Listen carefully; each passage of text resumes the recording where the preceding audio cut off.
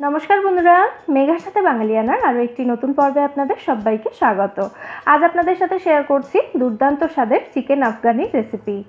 একঘেয়ে চিকেন কষা বা চিকেন কারির স্বাদে যদি বোর হয়ে গিয়ে থাকেন, অন্তত একবার আমার কথার উপর ভরসা করে এই প্রিপারেশনটা ট্রাই করুন। বাড়ির সকলে আপনার প্রশংসা করবে, এটা কিন্তু আমার গ্যারেন্টি। প্রথমে একটা মশলার পেস্ট আমরা তৈরি করে নেব রান্নাটা শুরু করার আগে। তার জন্য মিক্সার জারে আমি 100 গ্রাম টক দই নিয়েছি। এর মধ্যে দিয়ে দিচ্ছি স্বাদ মতো কাঁচা লঙ্কা। রান্নাটা একটু ঝাল ঝাল হলে কিন্তু বেশি ভালো লাগে খেতে। আর নিয়েছি এখানে পেঁয়াজ, আমি 6টা ছোটো সাইজের পেঁয়াজ নিয়েছি, আপনারা বড় হলে 2টো পেঁয়াজ ব্যবহার করতে পারেন।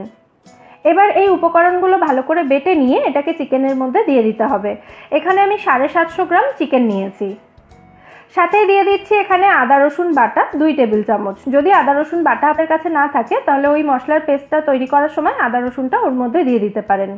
কাসৌরি মেথি দিয়ে দিলাম 1 টিস্পুন মতো, গরম মশলা গুঁড়ো দিলাম 1/2 টিস্পুন, স্বাদ মতো নুন দিচ্ছি, আর দিচ্ছি এখানে 1 টিস্পুন মতো ধনে গুঁড়ো। আর সব শেষে দিয়ে দিচ্ছি সবথেকে ইম্পর্টেন্ট উপকরণটি, সেটা হলো ফ্রেশ ক্রিম। আমি এখানে 3 টেবিল চামচ মতো ফ্রেশ ক্রিম দিয়েছি। এবার এই সমস্ত উপকরণগুলোর সাথে চিকেনটাকে খুব ভালো করে মাখিয়ে নিতে হবে। আর এই মশলা মাখানো চিকেনটা ঢাকা দিয়ে রেখে দিতে হবে মিনিমাম 1 ঘন্টা মতো, অথবা হাতে যদি সময় বেশি থাকে তাহলে 2 থেকে 3 ঘন্টা মতো এটা ম্যারিনেট করে রাখতে পারেন। 1 ঘন্টা ম্যারিনেট করতে চাইলে আপনারা এটাকে বাইরে রাখতে পারেন, তবে অবশ্যই 2-3 ঘন্টা রাখলে কিন্তু ফ্রিজে রাখতে হবে। ঢাকা দিয়ে দিলাম। এবার চলে যাচ্ছি আমি পরবর্তী স্টেপে।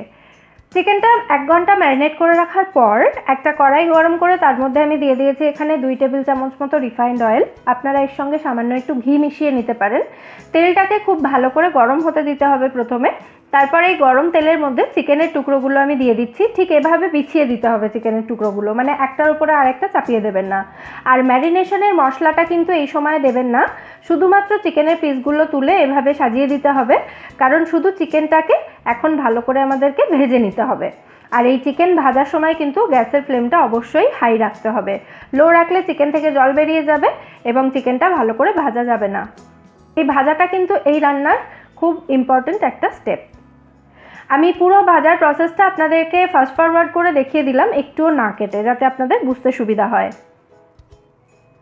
2 থেকে 3 মিনিট পর পর একবার করে চিকেনগুলোকে উল্টে দেবেন, তাহলে দেখবেন সব দিক থেকে চিকেনগুলো খুব সুন্দরভাবে ভাজা হয়ে যাচ্ছে।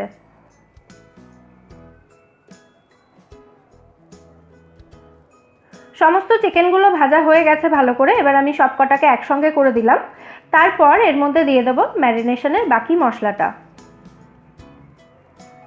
মশলাটা দিয়ে চিকেনের সঙ্গে খুব ভালো করে মশলাটাকে মিশিয়ে নিতে হবে।